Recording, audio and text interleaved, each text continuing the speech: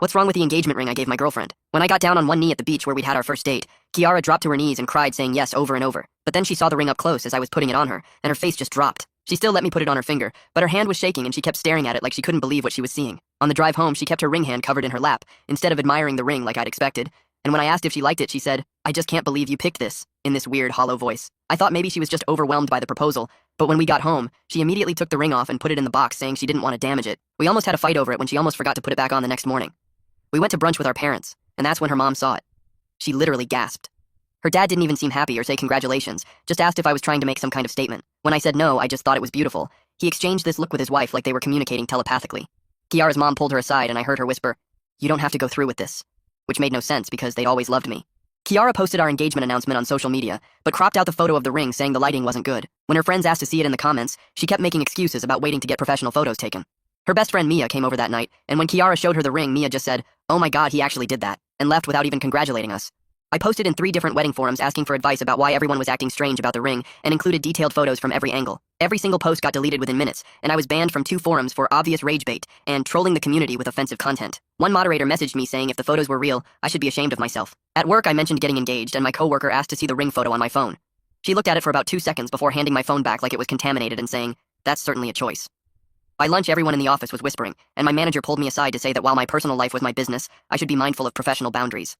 I went back to the jeweler thinking maybe there was something wrong. The jeweler remembered me and said he stood by his work, and the ring was exactly what I'd asked for with genuine materials and expert craftsmanship. When I asked if other customers had issues with similar designs, he said he'd never made another ring like this, and probably never would again. Kiara started wearing the ring only when we were alone and keeping it in the box whenever we went anywhere. When I confronted her, she said she just didn't want to lose it, but I could tell she was lying. Her sister saw it at family dinner and immediately said, "Please tell me that's not the real ring." And when Kiara nodded, her sister actually left the table. I asked my mom what she thought, and when I showed her the picture, she went completely silent before asking if I'd bought it as a joke. When I said no, she asked if I'd been having mental health issues and suggested I see someone. Kiara's friends started declining our wedding planning meetings, and her cousin, who'd agreed to be a bridesmaid, backed out saying she had scheduling conflicts. When we went to look at venues, the wedding coordinator saw the ring and asked if we were sure we wanted to move forward with booking. Kiara started crying in the car afterwards, saying she couldn't do this anymore. I begged her to just tell me what was wrong with the ring, but she kept saying if I couldn't see it myself, then that was the whole problem. I examined it under a magnifying glass looking for hidden symbols or offensive imagery, but it looked completely normal to me. I even had it appraised by a different jeweler who said it was worth exactly what I'd paid and was certainly unique but technically well made. After 2 months, Kiara said she needed to talk and gave me the ring back. She said she tried to be okay with it because she loved me, but she couldn't marry someone who would think that ring was acceptable. She said her friends and family had staged an intervention, asking her what kind of person would give that ring, and she couldn't defend me anymore. When I asked one last time what was wrong with it, she just shook her head and said, "The fact that you genuinely don't know makes this so much worse." She left and blocked my number, and when I tried to sell the ring online, the listing got flagged and removed within hours. Even pawn shops wouldn't take it, with one owner saying he didn't want that kind of energy in his store. I kept the ring in my apartment and looked at it every single day, trying to understand what everyone else saw that I didn't see. It was literally a classic oval-shaped diamond, with small sapphires around the band, because blue was Kiara's favorite color. I thought it was just a beautiful normal ring, but I had no idea how wrong I was. That first night after Kiara left, I sat at my desk with the ring under my lamp for hours. I turned it slowly, watching the diamond catch the light from every possible angle.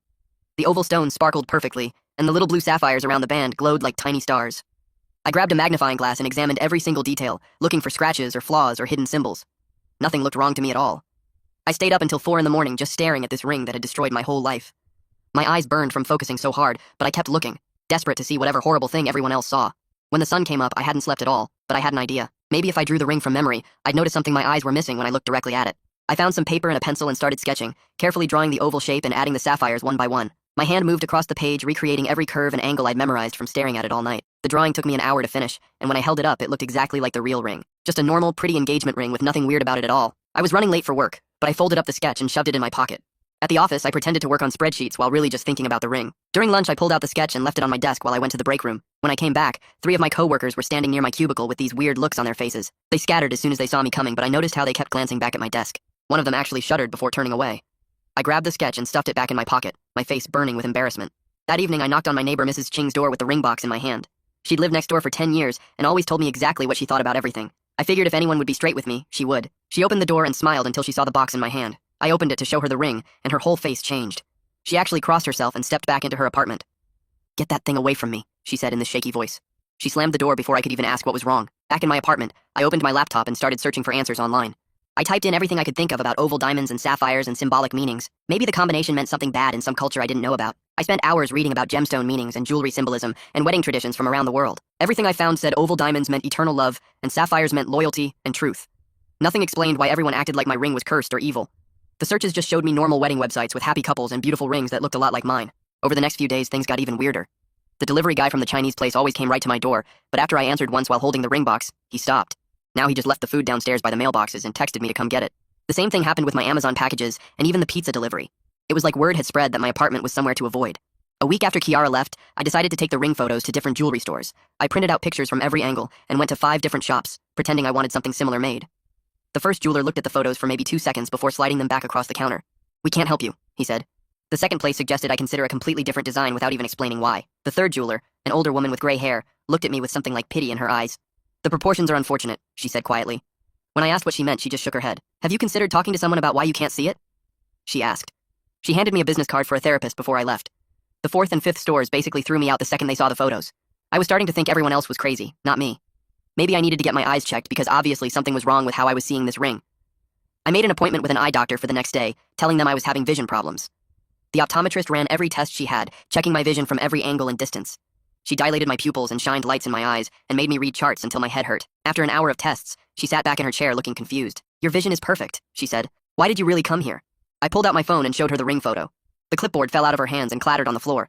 Her face went white, and she stood up so fast her chair rolled backward into the wall. "You need to leave," she said, not even picking up her clipboard. She opened the door and stood there waiting for me to go. As I walked past her, she muttered something about some things that can't be unseen. I heard her lock the door behind me as soon as I stepped into the hallway. I stood in that hallway for a minute trying to process what just happened before heading back to my apartment. That night, I couldn't stop thinking about everyone's reactions, so I grabbed my phone and started taking pictures of the ring from every angle I could think of. I laid it on the kitchen counter and shot it from above, then from the side, then at a 45-degree angle. I put it under my desk lamp and took close-ups of the diamond, the band, the sapphires. I even balanced it on its side to get a profile view. Each photo looked perfect to me, just a beautiful engagement ring catching the light. I created an anonymous account on Reddit and posted the photos to a jewelry forum asking for honest opinions about the design. Within 10 minutes, the post was removed, and my account was banned for violating community standards. I tried again on a different forum with a new account, and the same thing happened. I posted to a general advice subreddit, and it got flagged immediately. 3 different moderators sent me messages saying I was sick for posting that kind of content. The next morning, my phone rang while I was making coffee, and it was my building manager. He said several tenants had complained about me approaching them in the hallway yesterday, trying to show them something inappropriate.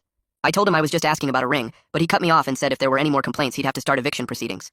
After he hung up, I realized I had shown the ring to maybe 4 or 5 neighbors over the past week, and they must have all reported me. I spent the rest of the morning searching online for psychologists who specialized in perception disorders. I found one who had written papers about visual processing issues and called her office. The receptionist said they had an opening that afternoon due to a cancellation, so I took it. The office was in a medical building downtown, and when I walked in, the psychologist introduced herself and asked what brought me in. I pulled out my phone and showed her the ring photos, explaining that everyone else saw something disturbing, but I couldn't see it. She looked at the photos for maybe 5 seconds before putting my phone down on her desk face down. She asked me to describe what I saw when I looked at the ring. I told her about the oval diamond, how it caught the light, the way the sapphires were spaced evenly around the band, the classic 4-prong setting that held the main stone. She took notes the whole time I talked, her pen moving faster and faster across the page. Her face got more and more concerned as I described each detail. She asked why I chose this specific design, and I explained that I wanted something timeless and elegant with Kiara's favorite color. She wrote that down too, and then asked if we could explore my background a bit. Over the next 3 sessions, we went through my whole childhood, looking for anything that might explain my perception issue. She asked about my relationship with my parents, any traumatic events, my education, my previous relationships. We talked about how I met Kiara, our relationship dynamics, what marriage meant to me. She kept coming back to questions about my intentions with the ring design, asking if I was trying to send a message or make a statement. I kept telling her I just wanted something beautiful, but she'd write that down and ask again in a different way. She asked about my understanding of symbols and shapes, if I'd studied art or design, if I had any interest in occult or religious imagery. After our 3rd session, she said she needed to consult with colleagues and would call me to schedule our next appointment. While I waited to hear back from her, I remembered my college friend who became an art professor.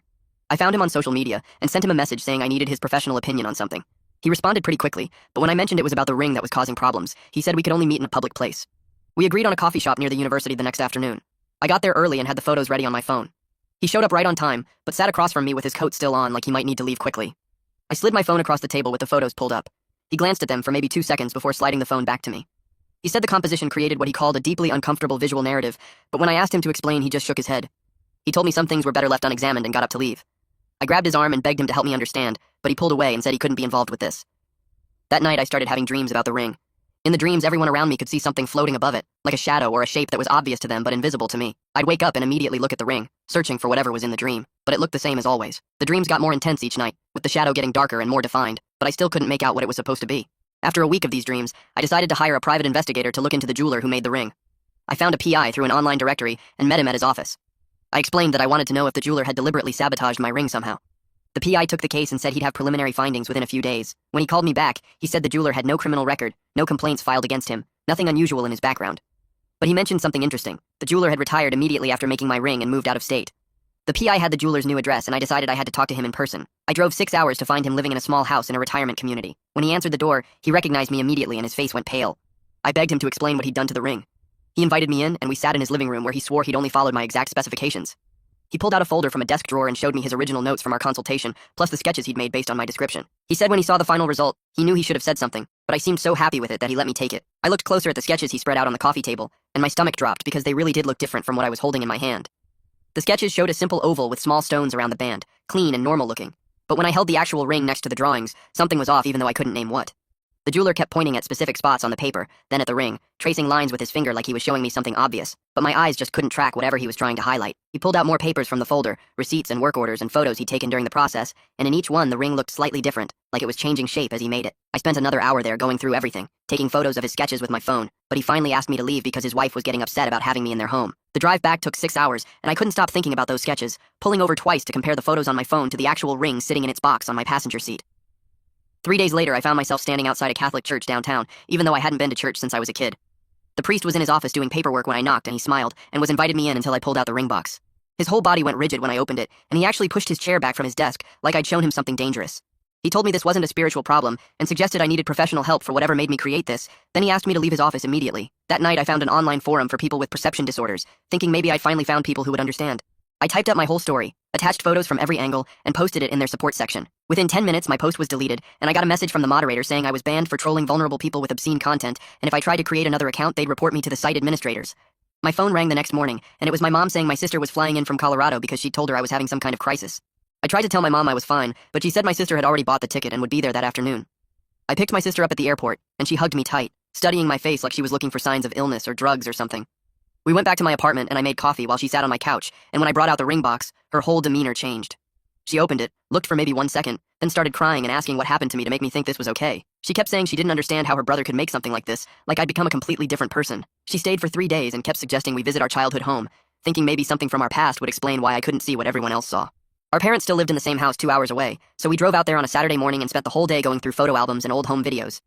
My sister kept asking if I remembered specific events, teachers, friends, anything that might explain this blind spot, but nothing stood out as unusual. We looked through my old drawings, school projects, art class assignments, searching for any pattern or symbol that matched the ring, but found nothing. My mom made dinner and we sat around the table like when we were kids, but the whole time my sister kept looking at me with this worried expression. She flew home the next day after making me promise to see a doctor, not just a therapist, but an actual medical doctor who could check if something was physically wrong with my brain. I made an appointment with a neurologist the following week, telling the receptionist I needed to be evaluated for possible visual processing issues. The neurologist was a woman in her 50s, who listened to my whole story without interrupting, took notes, then ordered a full set of brain scans, including an MRI and CT scan. I spent a whole day at the hospital getting tested, lying in machines while they scanned my brain from every angle looking for tumors or lesions, or anything that might affect how I see things. The results came back completely normal, no abnormalities, no tumors, nothing that would explain why I couldn't see what everyone else saw in the ring. The neurologist seemed puzzled and referred me to a specialist who studied rare cognitive conditions, saying this was beyond her expertise. The specialist worked at a research hospital and had published papers on visual agnosia and other perception disorders. He examined the ring photos on my phone, had me do various visual tests, then sat back in his chair and said he'd seen similar cases where people literally couldn't perceive certain visual patterns. He explained it might be selective visual agnosia, where my brain couldn't process whatever specific pattern everyone else was seeing, and he said while it was extremely rare, there were documented cases in medical literature going back decades. We spent 3 sessions trying different exercises to help me see the pattern, looking at the ring through colored filters, under different types of light, reflected in curved mirrors, even using special glasses that were supposed to help with visual processing. Nothing worked, and I still saw the same beautiful oval diamond with sapphires that I'd always seen, while he kept making notes about my responses with this concerned look on his face. He suggested I attend a support group for people with visual processing disorders, saying it might help to talk to others with similar conditions. The group met in a community center basement every Tuesday night, about 12 people sitting in a circle talking about living with various types of agnosia and visual processing problems. When it was my turn to share, I explained my situation and showed the ring photos on my phone, and even these people who dealt with perception issues every day seemed uncomfortable. One woman said my case seemed uniquely severe, and the group leader suggested I might benefit from individual therapy rather than group sessions. I found an artist online who said she could paint visual interpretations of objects that people had trouble understanding. She worked out of a small studio downtown, and when I called her, she sounded hesitant, but agreed to meet after I explained my situation. The studio smelled like paint and turpentine, and she had canvases stacked everywhere against the walls. I showed her the ring photos on my phone, and she jerked back like I'd shown her something gross. She said she'd need $800 up front, and I couldn't watch her work or come back until she was done. I paid her cash, and she took the photos to study them, but kept holding my phone at arm's length. 3 days later, she called and said the painting was ready, but I had to come alone and take it wrapped. When I got to her studio, she had the painting already wrapped in thick brown paper with tape all around the edges. She handed it to me quick like it was hot and told me not to open it in public or around other people. She looked tired, and her hands were shaking a little when she gave me the package. I asked if she was okay, and she just said some things were harder to paint than others and practically pushed me out the door. Back in my apartment, I sat on my couch and carefully peeled off the tape and unwrapped the brown paper. The painting showed a ring on a black background, and it looked exactly like what I'd always seen. The oval diamond caught the light perfectly, and the little blue sapphires sparkled around the band, just like in real life. I stared at it for an hour, trying to see something different, but it was just a beautiful painting of a beautiful ring. I wondered if she'd scammed me and just painted what any normal person would paint when asked to paint a ring. My sister lived 3 states away, so I called her on video chat and held up the painting to my laptop camera. She gasped so loud I thought something was wrong with her, and asked why I would have something like that painted. I told her the artist was supposed to show me what everyone else sees, and she said the artist had captured it perfectly. But when I looked at the painting again, it was still just the same normal ring I'd always seen. She asked me to put it away because she couldn't stand looking at it even through the computer screen. After she hung up, I started making a spreadsheet on my laptop to track every single reaction I'd gotten to the ring. I listed names, ages, genders, jobs, cultural backgrounds, and their exact reactions when they saw it. My coworker was 25, female, white, and had said it was certainly a choice. The pawn shop owner was maybe 60, male, Hispanic, and had refused to take it. Kiara's mom was 52, Korean, and had gasped and pulled Kiara aside. After 3 hours, I had 47 entries, and every single person, regardless of age or gender or background, had the same horrified response. I found contact info for researchers at a university who studied mass hysteria and shared delusions, and sent them my spreadsheet along with the ring photos. One researcher called me back within hours saying this was fascinating and asked if I could come to their lab for testing. I spent a whole day at the university doing perception tests and cognitive evaluations, while 3 researchers observed and took notes. They showed me the ring photos mixed with other jewelry photos, and I identified them instantly while they whispered to each other. At the end, they said the consistency of reactions across demographics suggested the issue was definitely with my perception, not everyone else's. They wanted to do brain scans, but I'd already had those done, and they came back normal, so they said this might be something new to science. A week later, I got an email from a documentary filmmaker who'd heard about my case from one of the researchers. She wanted to film my journey to understand what was happening and thought it would make a compelling documentary about perception and reality. We had 2 phone calls where she seemed really excited about the project and said she had funding lined up from a streaming service. But then she asked to see the ring photos for her lawyers to review before we signed contracts. She called back the next day and said her lawyers strongly advised against the project after seeing the photos, and she was sorry, but she had to pass.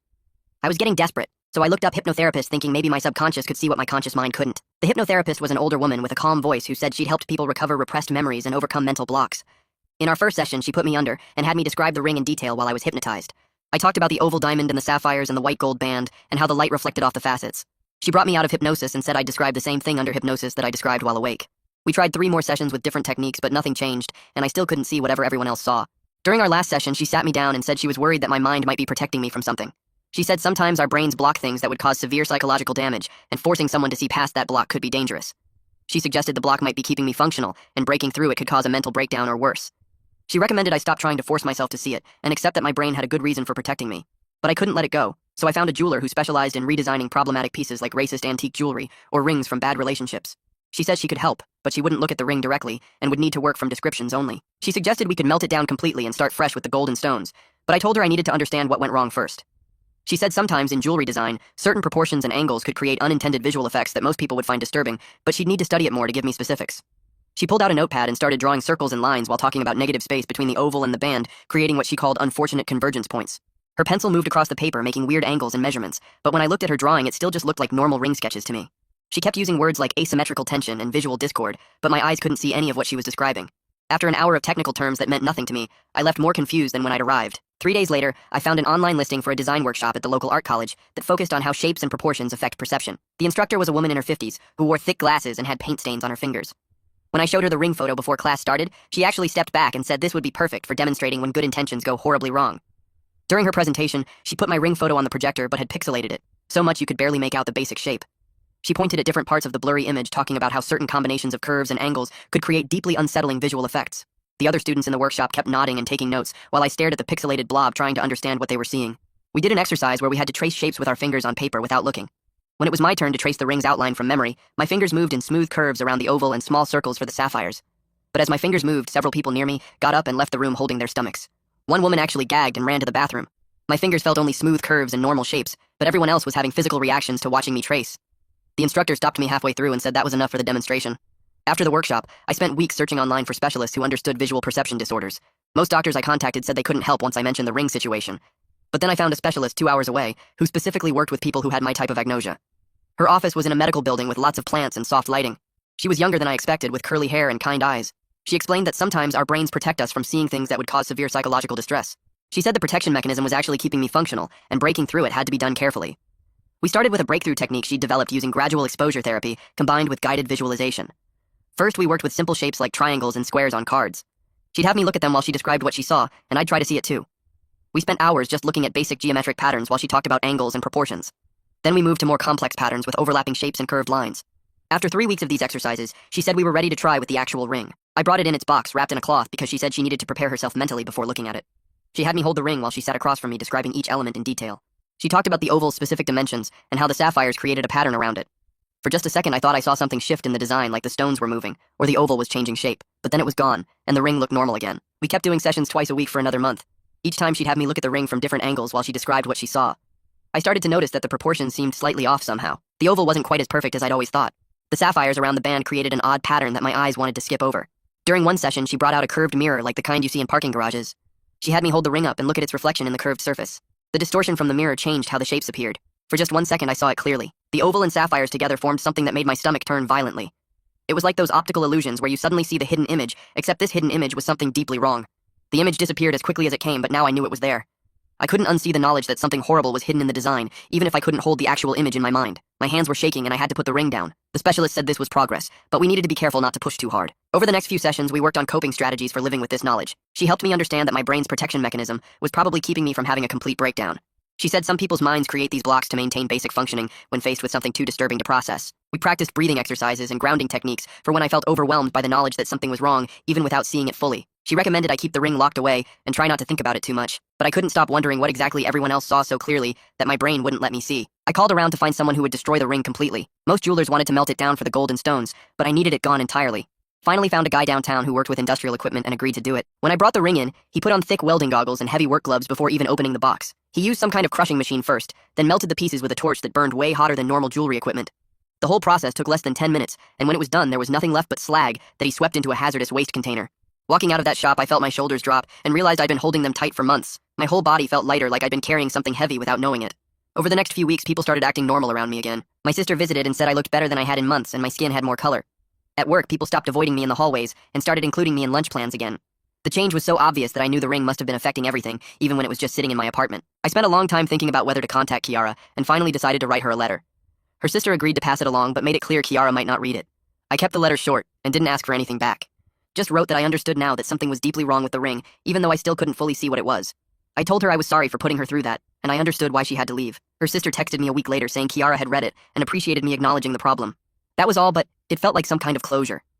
I kept going to therapy twice a week to work on understanding how this happened. We went through different times in my life when I'd missed obvious social cues or misread situations completely. There was a pattern of me not picking up on things that everyone else saw clearly. My therapist helped me develop strategies for checking with others when making important decisions.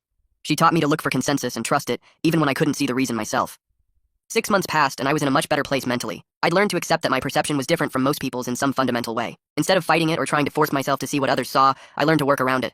When multiple people agreed something was off, I trusted them even without understanding why. This approach helped me avoid other problems I might have missed on my own. I started volunteering with a support group for people with different perception disorders. Some had face blindness, others couldn't process certain visual patterns, and a few had conditions similar to mine. Sharing my story helped them feel less alone and crazy. They helped me understand that having a different way of seeing the world wasn't necessarily bad, just different. We had to be more careful and rely on others more, but we could still live normal lives. After 8 months, I felt ready to try dating again. I was upfront about my perception issues without going into the whole ring story. Most people were understanding, and some were even curious about how I experienced the world differently. When I started seeing someone regularly, I made sure to let her pick out any jewelry or gifts that involved visual design. She appreciated my honesty and said it showed growth that I recognized my limitations. We took things slow, and I constantly checked in with her friends and family to make sure I wasn't missing any red flags. Looking back now, the whole ring incident taught me more about myself than years of normal life would have. I learned that sometimes our brains protect us from seeing certain things, and that protection might be what keeps us functional. I learned to trust others when they all see something I don't. Most importantly, I learned that being different doesn't mean being wrong. It just means needing to be more careful and humble about my limitations. The ring is gone, but the lessons it taught me will stick with me forever. That was such a sweet ride. Thanks for letting me share it with you. I'm honestly just glad you're here. If you'd like to join me again, make sure you subscribe and keep the good vibes rolling.